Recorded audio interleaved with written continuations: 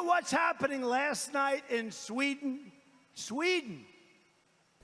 2020년 5월 4일 월요일 북유럽 연구소의 북극여입니다. 지난밤 스웨덴에 무슨 일이 있었나? 19주차 소식입니다. 그 전에 저 깜짝 놀랐습니다. 며칠 사이에 구독자 수가 정말 많이 늘었어요. 팟캐스트 그것은 알기 싫다가 이렇게나 인기 있는 프로였구나 새삼 실감했습니다. 열심히 하겠습니다. 이번 주에는 코로나 사망자 통계에 대한 이야기를 해보려고 합니다. 코로나19는 아마 2020년 1분기 사망 원인 중에 가장 큰 부분을 차지할 것 같은데요. 그래프를 보시면 가로줄로 사망의 원인에 따른 사망자 수가 나와 있고 그 위에 파란색 선으로 2020년 코로나19로 인한 사망자 수 추이가 나와 있습니다. 1월부터 4월까지 사망 원인은 2017년 WHO에서 발표한 사망 이후 통계를 바탕으로 작성한 것입니다. 아래부터 익사, 약물, 알코올 중독, 파킨슨병, 말라리아, 추락, 자살, 당뇨, 도로사고, 교통사고 같은 거요. 폐기관지암, 폐 관련 호흡기 질병입니다. 코로나로 인한 사망자 수는 3월부터 급격하게 증가해서 4월 첫째 주부터 꺾임세를 보이고 있습니다. 추이가 아닌 기간 사망자 수로 보자면 코로나가 말라리아와 유방암으로 인한 사망자 수보다 많다고 하네요. 한국은 초기부터 철저히 대비해서 도시 봉쇄 대신에 자발적 거리두기로 정책을 폈지만 유럽을 비롯한 대부분의 나라는 미리 대비하지 못한 채 갑작스런 증가세를 보였기 때문에 자가격리와 도시 봉쇄를 택할 수밖에 없는 경우가 많았습니다.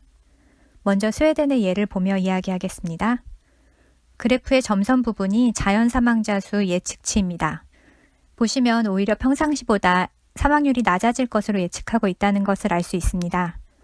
개인 위생에 대한 의식이 높아져서 감염의 위험도 줄고 교통사고도 줄기 때문입니다.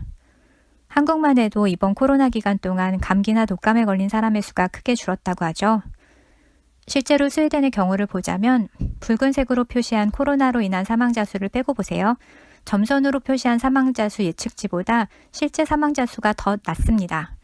3월 중순부터 코로나로 인한 사망자 수가 늘고 있는데 그 부분을 제외하면 자연 사망, 그러니까 코로나로 인한 사망을 빼면 평상시와는 비슷한 추이를 보이고 있습니다. 그럼 이 자료가 무엇을 의미할까요? 스웨덴은 이번 코로나19 대응에 있어서 한국을 비롯한 많은 나라의 관심을 끌었습니다. 공식적으로는 인정한 적도 발표한 적도 없지만 많은 사람들이 스웨덴이 집단 면역 방식으로 많은 사람, 특히 노약자가 사망하도록 방치하고 있다고 했죠. 공식 발표에 따르면 스웨덴은 국가의 의료 체계가 감당할 수 있는 수준으로 감염의 속도를 낮추고 노인과 의료진을 우선 대상으로 코로나19 검사를 진행했습니다. 5월 3일 기준 확진자 수가 22,082명, 사망자가 2,700명, 치사율이 12%입니다. 사인이 코로나19로 등록되는 경우는 사망하기 전에 검사를 통해서 확진을 받은 경우에 하나입니다. 표에 보이는 것처럼 예측치를 넘어서는 추가 사망자 수와 코로나19로 인한 사망자 수가 크게 차이가 나지 않죠. 실제로도 추가 사망자의 90%가 코로나19로 인한 사망이니 한정된 자원 안에서 이루어진 타깃 검사가 어느 정도는 효과가 있었다고 볼 수 있습니다. 다음은 이탈리아 롬바디의 케이스를 보시면 이해가 조금 더 빠르실 겁니다. 이탈리아 북부 롬바디는 유럽에서 코로나가 가장 먼저 번진 도시로 초기에 아무 대처도 되어 있지 않을 때 코로나가 번져서 가장 많은 인명피해를 겪은 곳이기도 합니다. 그래프를 보시면 예측치의 3배가량 많은 수의 사망자를 냈을 뿐 아니라 그중 절반만 코로나로 인한 사망이고 나머지 증가분은 코로나가 아닌 다른 이유의 사망입니다. 수치만 보자면 자연 사망자 수가 갑작스럽게 대규모로 증가할 수는 없기 때문에 코로나로 인한 사망일 것이다 이렇게 추측은 하지만 검사를 받지 못한 채 사망했기 때문에 사인이 코로나로 등록되지 않은 것이죠. 의료체계가 손을 쓰지도 못한 혼란스러운 상황이었을 것이라 예측이 됩니다. 다른 도시들도 보고 지나가겠습니다. 예측 사망자 추이와 코로나로 인한 사망자 수 사이의 격차를 보시면 해당 나라의 의료 방역 체계가 어느 정도 관리를 하고 있는지 대략 알 수가 있습니다. 스페인도 상황이 좋지 않아 보입니다.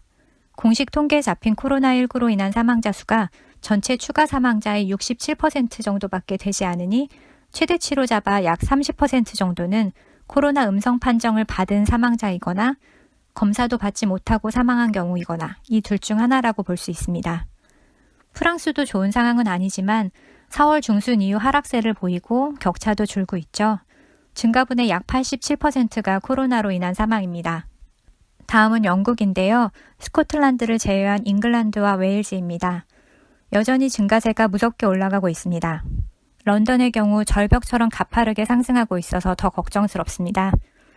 초기 영국, 스웨덴과 비슷한 방식으로 대응했던 네덜란드도 사망자 증가분과 코로나로 인한 사망자 사이의 격차가 크지만 다행히 사망자 수가 줄어들고 있습니다. 벨기에를 보시면 사망자 수가 지금도 계속 늘고는 있는데 예측치와 코로나로 인한 사망자 수의 차이가 크지 않죠. 어느 정도 관리가 되고 있다고 볼 수 있습니다. 다음으로 오스트리아입니다. 현재 유럽에서 가장 잘 방어하고 있는 나라입니다. 자료가 없어서 못 가져왔는데 핀란드 역시 잘 대응하고 있습니다.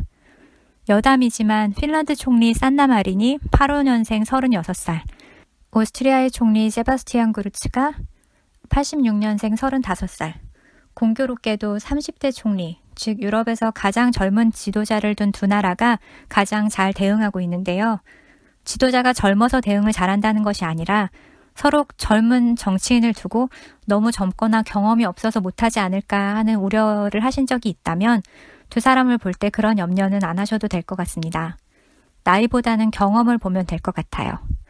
물론 한국은 40대 이상만 대통령 선거에 출마할 수 있으니까 한국의 산나 마린은 당분간 어렵겠죠? 다음 주에도 뉴스에서 보기 어려운 소식으로 찾아뵙겠습니다. 한 주 동안 행복하세요.